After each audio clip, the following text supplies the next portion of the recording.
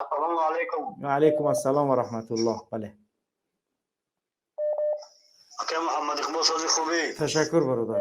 بله بفرما. یک دیسه معلومات میخوام دادن اکا. بله بفرما گوش کسیم. امین وقتی که اکا عزتمون بردن در تاجیکستان در چشم دل، این بدبختا با این بسیار معامله بد کردن، آنقدر زدن. گبزه اونقدر زدن، اونقدر تهدیدهای کردن، اونقدر چیزهای کردن اکا پشت گیسن در بالای پیلتر موندن. باور میکنید پشتی مبارکش سوخت، زدن ایهوش بیهوشش کردن، قربالا بردن. این گپا رو همه میدونه. این گپا رو این معلوماتای نو بگو. این گپا رو همه را میدونیم. ما خودمون گفته بودیم اگه معلوماتی نو داشته باشی بگو. یعنی این یک چیز کهنه.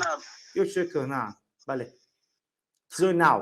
بعد چیزای نو ایه که اکا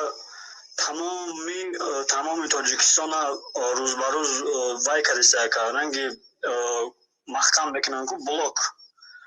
اما خانه به خانه دیدیستیم که شما گاو میزنین که دم خالی مخالفا برای که این چیز وجه وای شدیسته شما پیشروی کردیستین علاقه مردم بدور شدیسته برای این پیشگیری کردن اینو وجه دیدیستیم که مقصد مردم وجه بدور شید و میخوان که همین چیز پیش راهش بگیرن. خانه به خانه ها رنگ اگنت ها رای کردیستیم و بین بچه ها در نوین گروه ها در که چی کرگی گاب زدیسته باور میکنین همه جا اکن با گفت اینو چون پرسلوشکا موندیسته که خدا انشاءالله اینو را خار میکنه.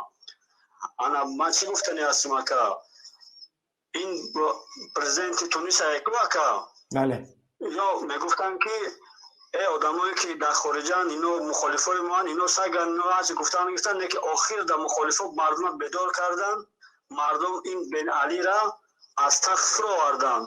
انشاءالله همه مردم روز بیدار شده دیدیستن که حق در جانب کیه، حق در جانب کی نیسته. همه طرفه آدما بیداری سخت دیدیستن که ما هر چیزی که هست ایدرون تاجیکستان گفته استم یگان چیزی بیرونن نیست که این معلوماتی که هست در تاجیکستان شده که جان. بله 100%. یا بین خودشون علاقه بین خودشون واش نیستن که درست 100%. شما را تحلیل کردیستم. من که چی گفتنی هستم که مردم اونجا به نهایت پیش رفت بسیار نترسید نیستم.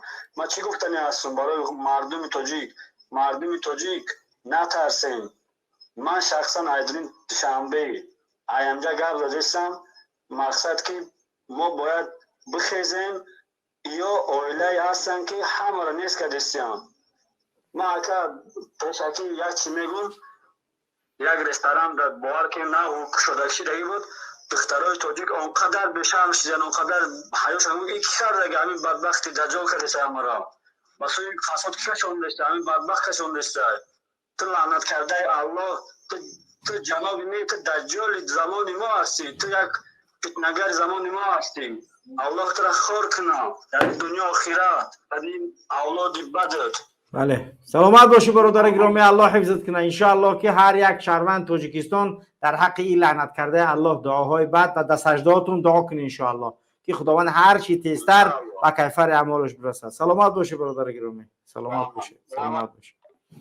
خب بینندگان گرامی 207 نفر دیگر و 144,000 یعنی که ابونچی رسیدن اصلاح است و 3663 لایکی که شما در برنامه گذاشتید و لایکاتون را گذارید در پادپیستا کردن در اصلاح کوتاهی نکنید تو انشاءالله با همون مره که نیت کرده ما گذاشتیم انشاءالله اگر پیشتر رسیم فبها و نعمه اگر زیادتر شد اون هم الحمدلله ثم الحمدلله ولی انشاءالله که کوتاهی نکنید در پادپیستا کردن در گذاشتن لایکاتون تا سبب بیشتر بیداری ملت شود. هر روزه خبرها و آن چیزی که از تاجیکستان میرسد این دلالت از پیشروی ما و شماست. اگر کار کردن نمیتونید ما همیشه شما را میگیم که با چهرهاتون گپ نزنید، تو ضررتون رو نمیخوایم، ولی اون چیزی که ما پیوسته تکرار میکنیم این برای شما ضرر ندارد، این به نفع این ملت، به فایده تو، با فایده نزدیکان تو، با فایده همسر در تاجیکستان بودنت، با فایده فرزندان خودت است. برای چی؟ برای اینکه ما میخوایم که این تجاوزگران، این افرادی که این ملت تجاوز دارن و بدترین حالت آورده رسانده هستیم، این ملت از اینها باید که نجات یابد.